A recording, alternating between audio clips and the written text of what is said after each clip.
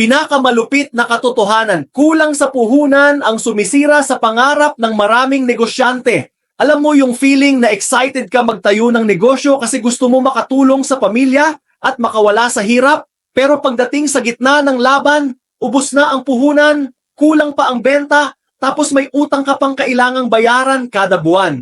Ganito mismo ang nangyari kay Carlo, online seller ng damit. Sobrang dami niyang orders noong umpisa, pero dahil wala siyang sapat na cash flow, hindi niya na-sustain ang stock at delivery, kaya kahit maraming customers, nagsara rin siya dahil naipit sa utang at delayed payments. Masakit, pero totoo, kahit gaano ka kasipag at kagaling, kung walang maayos na capital at cash flow management, mauubos ka sa interes at bayarin. Kaya bago ka mag-umpisa, siguraduhin mo na planado ang budget, may extra fund para sa emergency, at alam mo paano iikot ang pera ng negosyo mo. Hindi ka nag-iisa. Lahat tayo natuto sa sakit, pero mas tatatag ka dahil dito. Kaya kapit lang, laban lang, at comment mo dito ang experience mo para makatulong sa iba.